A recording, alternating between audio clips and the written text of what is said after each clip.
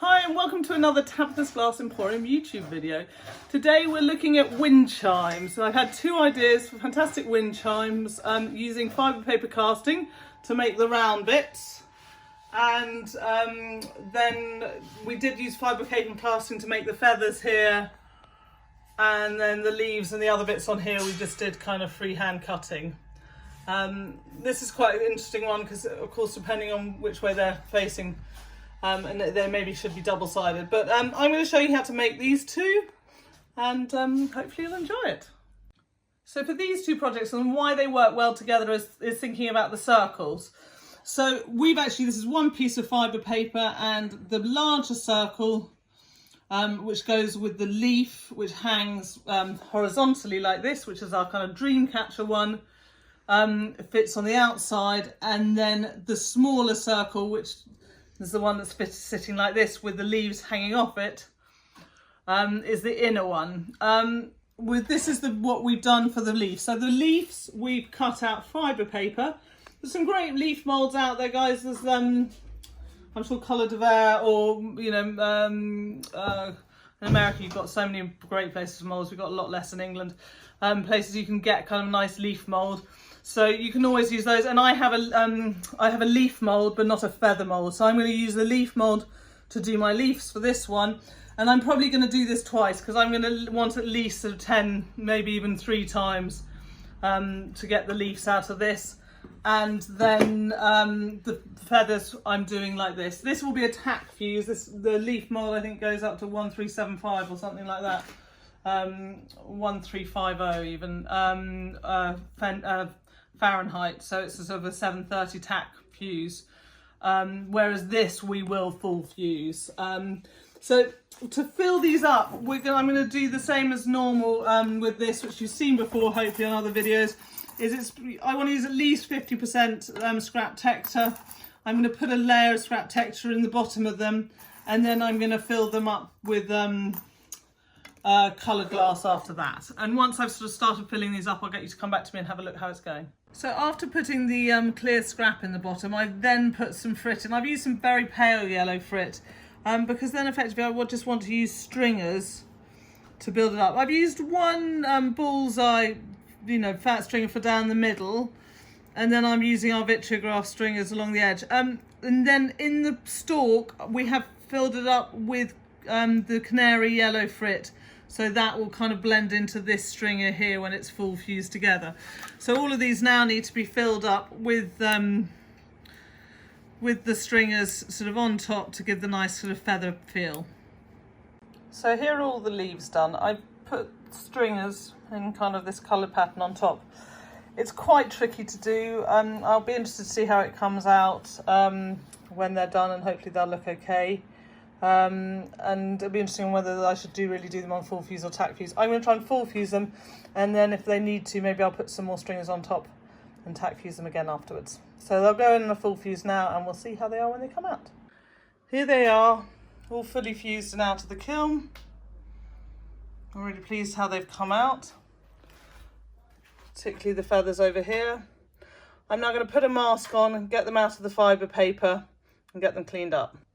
So we've got all these out of the kiln and ground them down like you've seen in other videos. So just ground all the excess off, and now they're ready to go in the fire polish and to be decorated. The feathers I think came out really well. I've ground the edges, and now I've just added, with a bit of 2mm glass underneath, these hooks. So we have a way of attaching that to the circle. I've also got it down here, so these will go on here. So that will go like that, and those will be the hooks for the this side of it.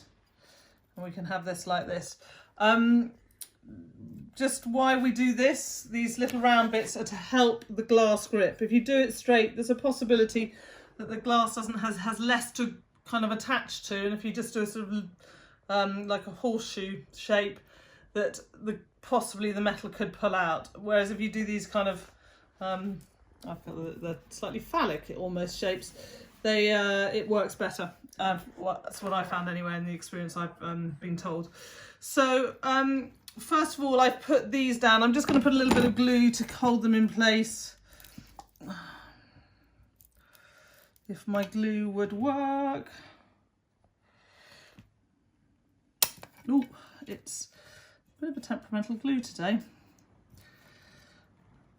I'll just use that and lob it to the next one. Okay, so those are all glued down.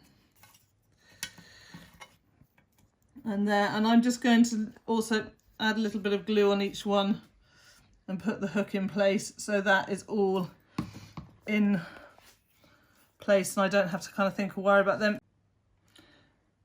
You might find it easier to just put a bit of fibre paper under this just to hold them up. I'm not going to do that right now because I'm running short of time, as is my way. So now putting the stringers on. So I have slumped my stringers on a lamp bender. You don't have to, you could just do straight stringers. But I wanted to have them bent because I was sort of looking at Dreamweavers online and bend them. Just obviously I've drawn round here to get a kind of template of what I'm working with, because that needs just to fit on top. I've cut the stringers to what I think is the right length, gotta say, probably not. But now I'm just gonna start putting them down in a kind of pattern I like, making sure that they're gonna be under this. Now guys, you've got to remember that this is a dream catcher and people might see this side, so I'm going to try and have this side not looking messy either. So I'm going to sort of, you know, try and make it nice and aesthetically pleasing. And I've got kind of 5 sets of these, so I've marked off kind of marks of 5 sets. I'm going to need to cut this. So yeah, I've sort of cut them to size, but I might need to cut them a bit more if I have to. So again, I'm sort of looking at both sides to try and make it more right, and I might use a bit of glue from my slightly temperamental glue pot just to again hold them in place a little bit. Kind of thinking about where I'm putting them.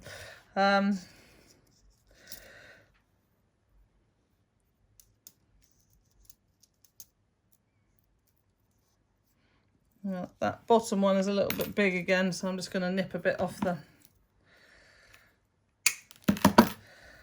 end of it.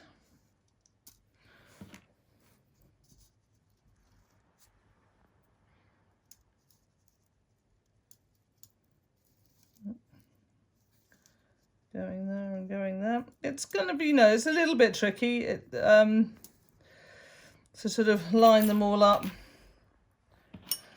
And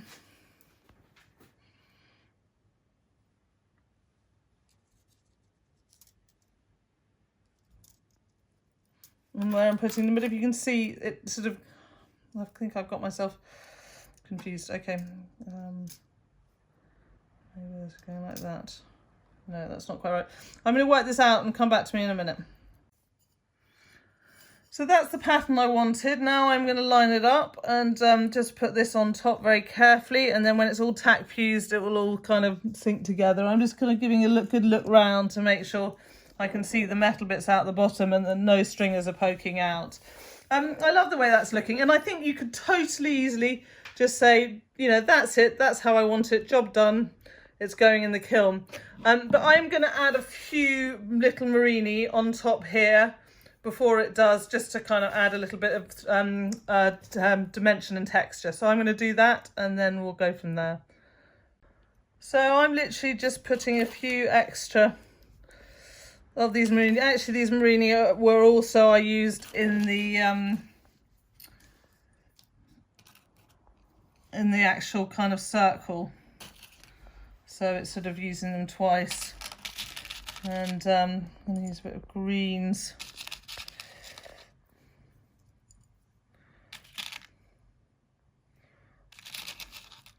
On here, and then I'll put some yellow ones down the bottom. Now I'll just put these on and then we can have one last look at it before it goes in the kiln to be fired. So here it is, all ready to go in the kiln. We've just put a few murrine on just to add a bit of dimension and texture, and this will all go in. It's going to go in a quite slow firing because we do have the kind of murrine and the stringers, and I don't want anything to thermal shock. So I'll probably do a long anneal and probably 3 hours on it just to make sure it's all good.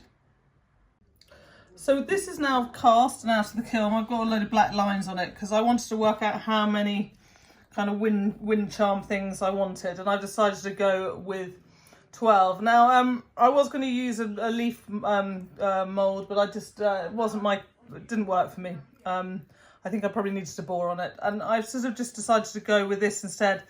So I'm going to do some leaves and some kind of other shapes. I'll probably cut these down into a bit of a shape. Now I also was thinking I would drill holes for this and put them as holes drilled through, but drilling holes is quite hard. Anyone try it? It can be tricky, it can be daunting, and it can be something that you don't really feel like doing. So instead of doing that, what I've decided is I've made 24 metal hooks, and effectively what I'll do is with a 2mm piece of glass, I will just sandwich some hooks on the edge here. So these hooks can take the top bit to hang like this, and then these can hang off them kind of sideways, so they'll be hanging a tiny bit out from the circle. But I think that's an easier solution, certainly for me. I don't really want to drill 12 holes. I've got a possibility of cracking the glass, you know, and it's tricky, time consuming, and if you don't have a drill bit or don't feel comfortable in drilling, it's quite complicated, you know, it's not, you know, ideal. Whereas this is it's an easy solution for everyone. So it's using, you know, copper wire or nichromium, whatever you have to hand, to make little things. Now, lots of people make straight horseshoe ones, as I've spoken about before. I make ones with curly bits on the end because it grips into the glass better. So I'm going to kind of lay this out. And then I'm also going to think about decorating these leaves a bit. I'm going to use some stringers and some murrine to decorate these up, and then this will all go in on a tack fuse. Now I'm just going to get this done, get it on a kiln shelf, and show you how it is ready to go in the kiln.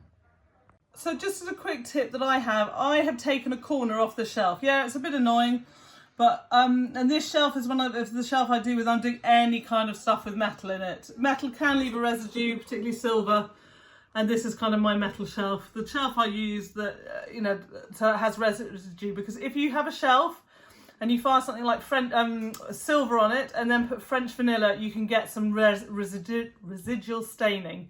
So it's a good tip to have, is to use a separate shelf when you're using silver, so you don't mess up your kind of a shelf.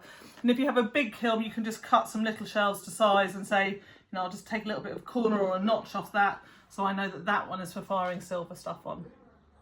So I put the bit of this is actually 2mm clear, which is how I'm going to attach the hooks to the back of here, down. Then they're little, pretty much kind of you know, like the hands of a clock, the numbers of a clock.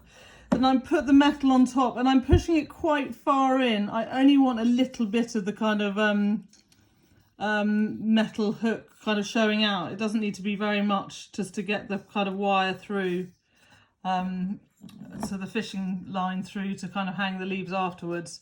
So I'm leaving as little as possible showing, because it, you know, it's going to look neater that way. And then I will just literally place this carefully on top. As you see, I drew some circles to template this first, so I kind of knew the area I was dealing with. And then I can see it, and then I can just kind of adjust using a pair of tweezers underneath, just to make sure everything's sort of tucked in neatly afterwards, and not showing at all. So that's pretty good to go in the kiln. So here it is, all ready to go in the kiln. You can see the little bits that we've decorated. I've used some of our murrine leaves and some flowers, and we've got these new kind of mini butterfly wings, which are available for sale now. So those are on there too. And then we did the leaves, which we just decorated in some of our vitrigraph stringers, which look really pretty. So we'll now go in on a nice tack fuse. I was thinking about decorating the top of this, but actually if it's hang, it's going to be kind of above, so you're not really going to see the top, but you could, if you wanted, to also decorate a bit of the top of this, but I also think it's really pretty just the way it is. So this will all go in, and we'll see how it is when it comes out. So this is how they've come out. I love this one. I'm completely in love with it. I don't want to sell it. I just want to keep it in my house and have it catching my dreams. I think it's quite big. This is quite a big kind of piece. I'd say that's about 70 centimetres. So you could do it on a much smaller scale. The only consideration is, you're slumping, you could use a flower pot to slump these over instead to get a tighter circle. And everything could be a bit smaller. We have used, guys, these are fishing swivels to tie the leaves on so that they swivel on their own. I saw a post out there, someone saying use fishing swivels.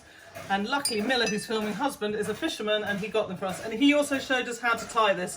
Now, luckily for me, I had Miller tie them for me because I wouldn't have had the patience. But there was a lot of swearing involved, I noticed in the background. There was a lot of... So it's a tricky little job. And I'm sorry, we're not going to show you knots. You're going to have to work out your own out there. It's quite, this was quite a complicated fishing knot we've used. And I don't think it's going to be that easy to show you on a camera. So... sorry guys, out there, you're going to have to find your own knots or get someone else to do them for you, as I did. Good plan. Then we have this one. We could have again used the fishing swivels, but actually decided not to. They might have worked better because then we could kind of position these facing the right way around. A couple of them determinedly are facing inside out. After doing this, I think this could work really well using pattern bars because they're double-sided and you've got the pattern on both sides. I think that could look really pretty. You could do a sort of a pattern bar shape, and I might have to do another video at some time. I've had just a genius idea right now how to make this with pattern bars and it would look great, but that's for another day. But the other thing you could do is do them twice in the kiln, or draw round a leaf, put your stringers on one side, put the leaf on top, put your stringers on the other side. And the same with this. I could have put some murrine and then put the bit on top and then put more murrine on. We were quite short of time, so we did it. I think they're both really great. We've got these new mini butterflies, which I've used on here. They're so tiny. Which I've used on here, which I think look really cute. And just some of our little kind of stringers. I really love these projects. I think they're really nice, fun ones to do. I think they work really well and they're kind of easy. So I hope you've enjoyed this video. And if you have, please subscribe.